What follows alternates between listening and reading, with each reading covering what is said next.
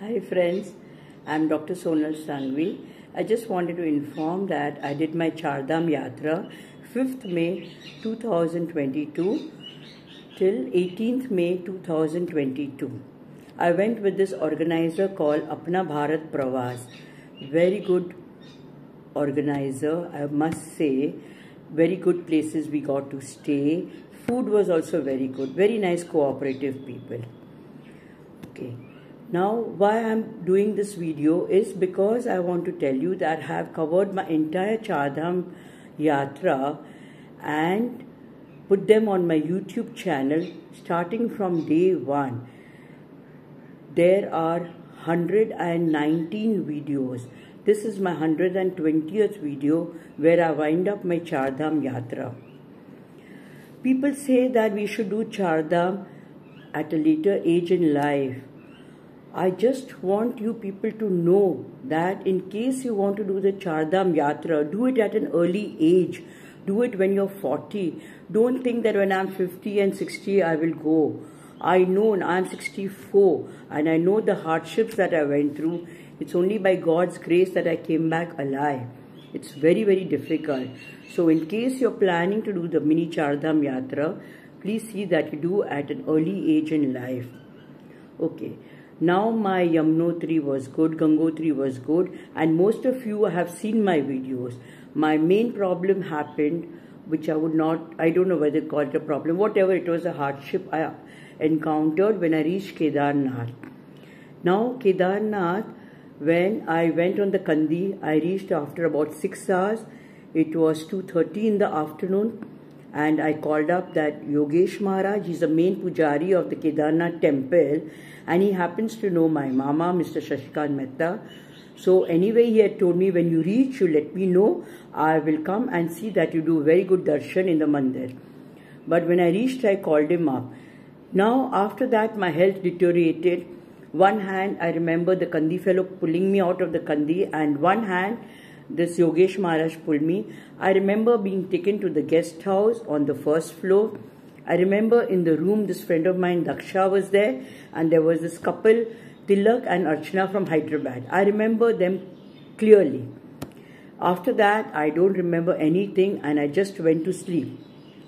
Then it seems the Maharaj had told them that he will come at 2:30 and wake me up so that I can do the darshan. Remember, in Kedarnath, darshan is 24/7. Now it seems when he came at 2:30, which later on I realized it was 2:30. I didn't know at that time. When he came, then he removed my gloves, my socks, my monkey cap.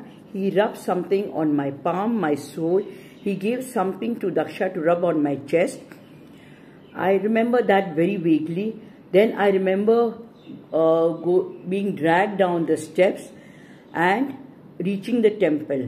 I cannot recollect seeing a single human being over there except these 3 people and the Maharaj.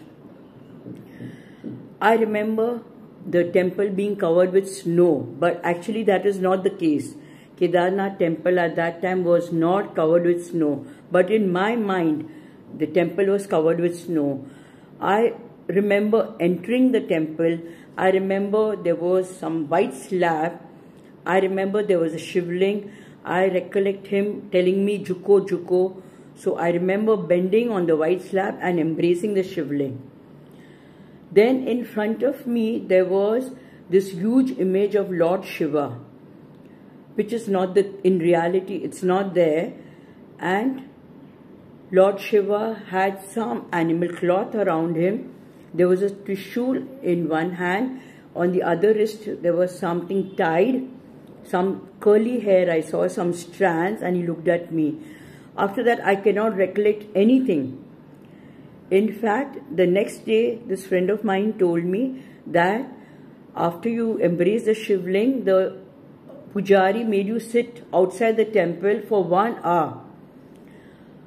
And I just cannot remember any of that part, sitting outside the temple for 1 hour. And he was inside, the pujari was making them do the puja for 1 hour, and I was sitting outside. Daksha said that she went on calling out my name. My eyes were open, but I was not responding. She says, I don't know where you were. I do not recollect this at all. This person from Hyderabad, Mr. Tillak, he told me later on that seeing me was very scared. So he put his hand on my head and 108 times he chanted Har Har Mahadev. I do not recollect any of this. Then after that, it seems I was taken back to the room. I do not recollect that part also. And at 6 o'clock, we were supposed to go down in the morning. Now 6 o'clock first, it seems the manager came to wake me up. But Daksha told the manager, no, Yogesh Maharaj said that he will only come and wake me up. Then at 6 o'clock, I remember Yogesh Maharaj just, telling me to get up. I remember that part. I remember seeing the Kandiwala. Then I remember the Kandiwala putting my shoes on. Then after that, I told this friend, I remember telling Daksha, to take out some money. I wanted to give 10,000 to the Maharaj, which he definitely refused. Then he told me to give 10,000 for the Kandiwala, which I gave, because the Kandiwala he had said 18,000, but this was just one way. So he said that give 10,000, and he said give 3,000 for the helicopter. Now people have been trying to get these helicopter tickets. Was just impossible. There have been people willing to pay 25,000, but no helicopters. None of the tickets were available. Thanks to this Maharaj, he has been sent by God. He managed somehow to get a helicopter for me. Then when I came to the helipad, yes, I was oriented. I remember seeing so many human beings.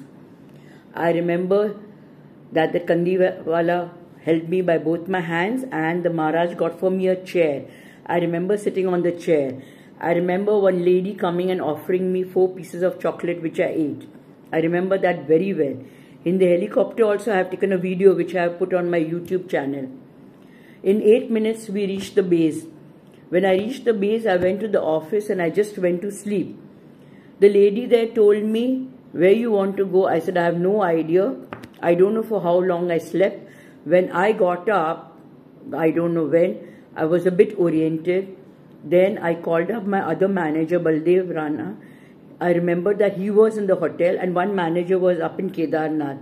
So I told Baldev Rana to send some vehicle for me. He asked me where I was. I said, I have no idea. So I gave the phone to somebody over there who spoke to him, and he says the jeep will come within 1 hour and he would charge 2,000. I said, whatever it is, you send the jeep. The jeep came within 1 hour. I went in the jeep and I went to the hotel and went to sleep. Now, next day, the person who took me in the jeep told me that when he saw me, I was in a very, very bad shape, which I don't recollect. He says, literally, I had to push you in the jeep. I mean, your eyes were open, but you were not here. I don't know what it was. And when Daksha showed me the photographs and the video of people who were there at 2:30 in the night, I was stunned. I do not recollect seeing so many people. I cannot recollect seeing all these people except these 3-4 whom I mentioned. Now, people will say I was hallucinating. Some will say low oxygen. Some will say high altitude. You can say whatever you want. For me, I can just take it as a spiritual journey for me. I am blessed to see the vision of Lord Shiva, whatever it may be, but this is what I saw. After I came back to the hotel the next day, I was in a very, very bad shape. I had a lot of coughing. My children told me to come back home, but I refused because only Badrinath was left. I said I must complete Badrinath. I didn't know how I would even walk. But somehow God helped me out even to cover up my last leg of the Chardham yatra, mini Chardham yatra, what we call it, in Badrinath. In the morning after I had my breakfast, I saw one Kandiwala and he said he will make me do the darshan in the temple. And I went in the Kandi. He said 1,000. I was willing to give because I had no energy to walk. And though the line in Badrinath temple was extending 3 kilometers, somehow this Kandiwala maneuvered and all, and I found myself just in front of the deity. I managed to do the darshan, which Later on, I shared with the people in the bus. They were really shocked that how I could do darshan, because they had to wait in the long queue. Thereafter, our people went to Manna village, which is the last village, Indo-China border. And first my manager told me that Ajay Bhai said, I don't think you should come because you have to walk. But my Kandiwala was standing there. He said, you go. I've done some setting. Now what setting, I don't know. I went in the bus. Then when I got down at Manna village, there were some 4 Kandiwalas, and they offered to take me to that Vyas Gufa. Then I saw the Bhim pool, which otherwise I would not have seen. The Saraswati river, you know, the gushing water, the sound of the gushing water of the Saraswati river, which later disappears. All of those videos which I have put on my YouTube. I am so thankful to that Kandiwala who was actually sent by God and made me complete my whole Chardham yatra very, very well. I'm very, very thankful to that Yogesh Maharaj for saving my life, because if he had not done anything about the helicopter, I don't think I would have survived and come back 6 hours back in the Kandi. I don't think I would have lived. Anyway, I still feel till today in my life, God has always helped me. He always holds my hand, and He sends some angel in some form to help me out.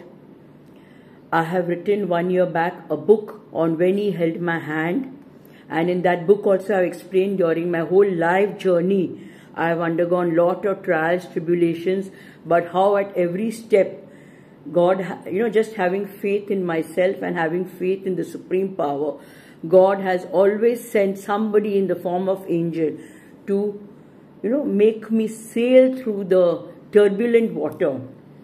Till today, I think and I still feel and I strongly believe that God still holds my hand. He's always helping me out. I have lot of faith in the Supreme Power.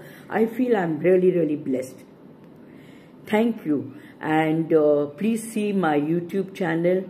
I have already sent the link, and please see that. Thank you for watching.